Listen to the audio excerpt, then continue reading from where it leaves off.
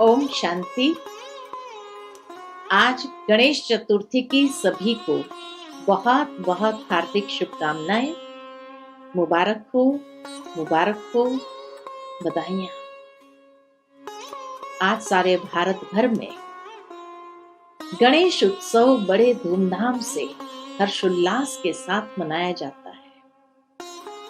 हर गली को सजाया जाता है, हर घर के अंदर सजावट होती है और मंगल मूर्ति की प्रतिमा स्थापित करते हैं।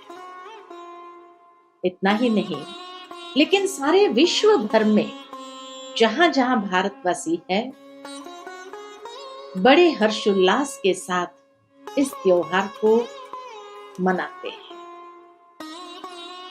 लेकिन उसके पीछे का भावार्थ क्या है? गणेश जी को कहा ही जाता है बुद्धि के देवता है, अर्थात जिसके पास आध्यात्मिक प्रज्ञा है। और इसीलिए तो महर्षि वेद व्यास जी ने भी जब महाभारत ग्रंथ लिखना था तो उस वक्त गणेश जी का आवाहन किया। महाभारत के आदि पर्व के 77वें श्लोक में कहा गया है कि हे गणनायक, आप मेरे लेखक बन। महर्षि वेद व्यास जी गणेश जी का आवाहन करते हुए कहते हैं कि हे गणनायक, आप मेरे लेखक बन। यह ग्रंथ मैं मेरे मन की अति उच्च अवस्था, समाधि अवस्था द्वारा प्राप्त ज्ञान से प्रकट कर रहा है, जो कि मेरे ही मन की कल्पना का विस्तार है। भावार्थ यही है कि जब गणेश जी का आवाहन करते हैं तो वो जानते हैं कि गणेश जी जैसा उत्तम लेखक उन्हें कोई प्राप्त नहीं, जो उनके हर मन की बात को, भाव को समझ करके इस ग्रंथ के लेखक बनेंगे और निर्विघ्न के साथ इस कार्य को संपन्न करेंगे। इसीलिए उनको आवाहन किया जाता है। और बहुत स्पष्ट शब्द में महर्षि वेद व्यास जी कहते हैं कि समाधि अवस्था में मुझे ये ज्ञान प्राप्त हुआ है, लेकिन उसको जो प्रेजेंट कर रहा हूं, उसको जो प्रकट कर रहा हूं, वो मेरी ही मन की कल्पनाओं के द्वारा उसको रखने का प्रयास करता हूं। भावार्थ यही कि आज जैसे किसी छोटे से बच्चे को हमें कोई ज्ञान वर्धक बात सिखानी हो या कुछ मॉरल सिखाना हो जीवन के लिए। मान लो कि किसी बच्चे को हमें यही सिखाना है कि बेटा जीवन में झूठ नहीं बोलना चाहिए, हमेशा सत्यता का आग्रह रखना चाहिए। ज्ञान यही है। लेकिन अगर मैं सीधा उपदेश दूं तो हो सकता है बच्चे की समझ में ना आए, लेकिन अपने मन की कल्पनाओं के विस्तार से अगर एक कहानी का निर्माण करती हूं जिसमें एक सत्यता का पात्र हो, एक झूठ का पात्र हो, और फिर उस कहानी के माध्यम से उस बच्चे को इस मॉरल को समझाने का प्रयत्न करूं कि सत्य के सामने कितने भी विघ्न आते हैं, परंतु वो कभी हारता नहीं। सत्य की नाव हिलेगी डोलेगी लेकिन डूब नहीं सकती है, और झूठ की कभी विजय हो ही नहीं सकती। झूठ दिखने में सरल होता है, सहज होता है।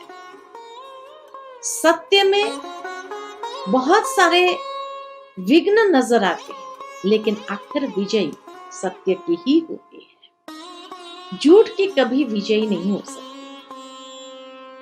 तो जो ज्ञान है, उस ज्ञान को रखने के लिए एक मन की कल्पनाओं के विस्तार से कहानी का निर्माण किया। ठीक यही बात महर्षि वेद व्यास जी भी गणेश जी के आवाहन करते हुए कहना चाहते हैं कि हे गणनायक, ये ग्रंथ मैंने समाधि अवस्था में जो ज्ञान प्राप्त किया है उससे मैं प्रकट कर रहा हूं, लेकिन ये प्रकट कर रहा हूं अपनी मन की कल्पनाओं के विस्तार से। और इसीलिए उन्होंने एक महाकाव्य रचा और उसको लिखने के लिए सर्वसमर्थ गणेश जी को ही समझा। गणेश जी ने एक शर्त रखी इस महाकाव्य लिखने के समय। उन्होंने कहा कि जहां आप रुके मैं उठ करके चला जाऊं, इसलिए आपको निरंतर लिखवाना होगा। कहा जाता है कि महर्षि वेद व्यास जी ने इस शर्त को मान्य रख लिया, लेकिन उन्होंने भी एक शर्त रखी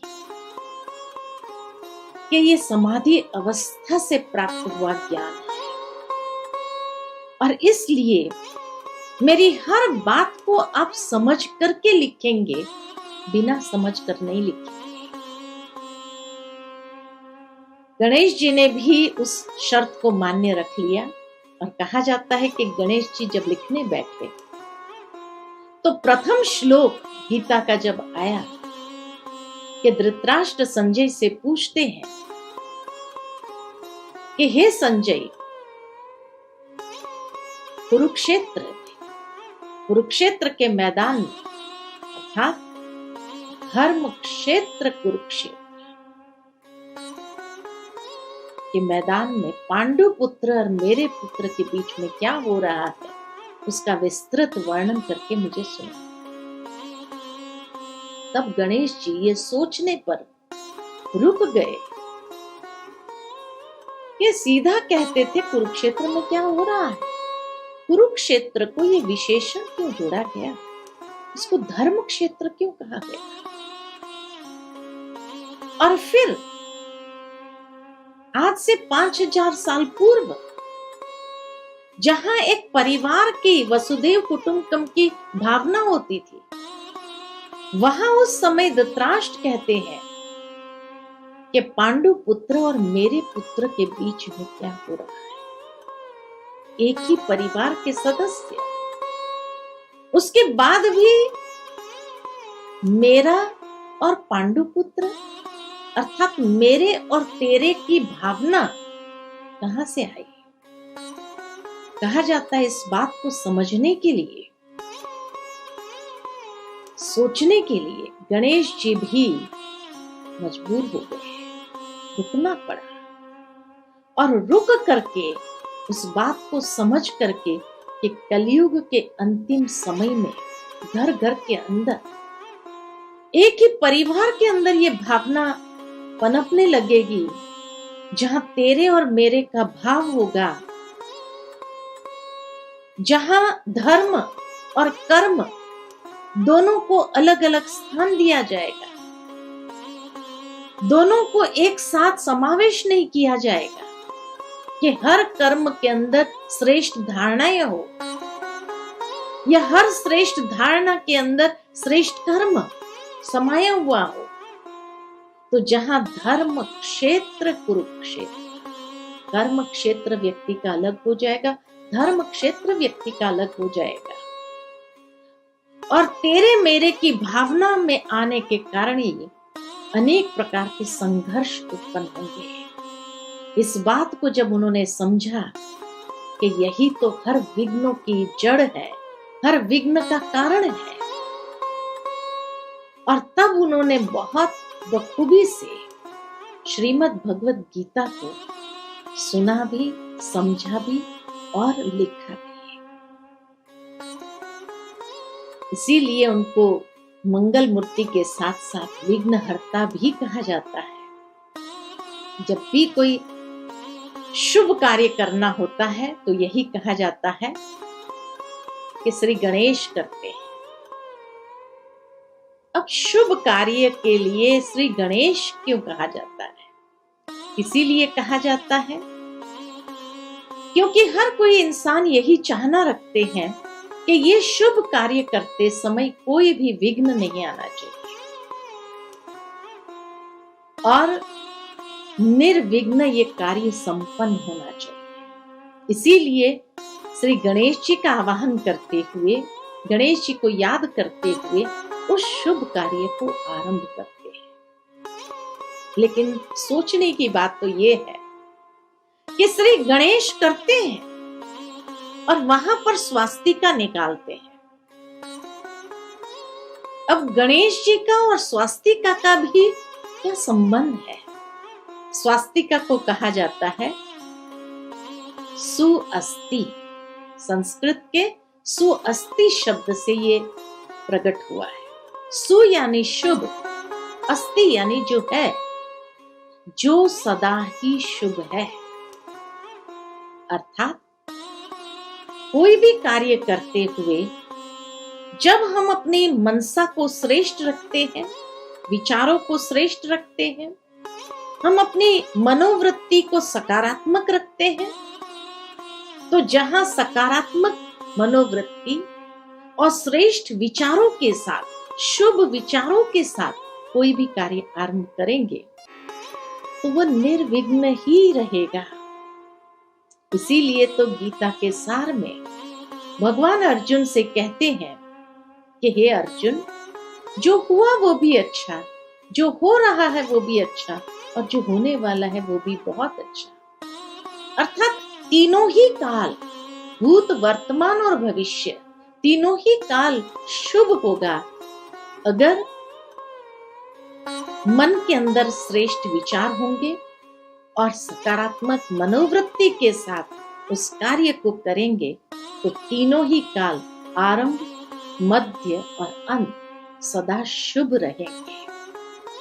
और इसीलिए पंडित लोग जब स्वास्तिका निकालते हैं तो स्वास्तिका के ऊपर एक कलश रखा जाता है और कलश के ऊपर श्रीफल रख देते हैं या नारियल रख देते हैं।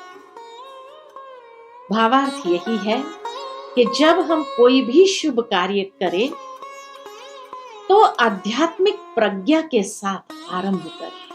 आध्यात्मिक ज्ञान को बुद्धि रूपी कलश में, कलश माना ये बुद्धि रूपी कलश, इसलिए कलश का शेप जो होता है हमारे मस्तिष्क का शेप जैसा है।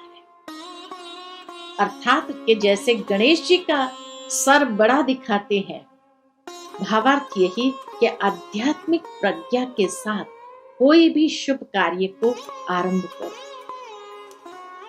जब आध्यात्मिक ज्ञान हमारी बुद्धि रूपी कलश में होगा और हम श्रेष्ठ कर्म करेंगे तो उसका फल कैसे होगा? बहुत शुभ और श्रेष्ठ होगा। इसीलिए श्रीफल ऊपर में रखा, अर्थात उसका परिणाम शुभ फल के रूप में ही हमें प्राप्त होगा लाइफ। तो श्री गणेश के साथ ये जो विधि जुड़ी हुई है, श्री गणेश, स्वास्तिका, कलश और श्रीफल, उसके पीछे यही भावार्थ है जिससे हमारा हर कार्य निर्विघ्न संपन्न होगा और हम सदा निर्विघ्न रहेंगे ही। ये आशीर्वाद हमें परमात्मा की ओर से या श्री गणेश जी की ओर से सदा प्राप्त रहेगा ही रहेगा। प्रेरणा यही मिलती है कि हमें सदा शुभ भावना के साथ, श्रेष्ठ विचारों के साथ, सकारात्मक मनोवृत्ति के साथ शुभ कर्म करना होगा, तो सदा ही हर फल हमें शुभ और श्रेष्ठ मिलेगा।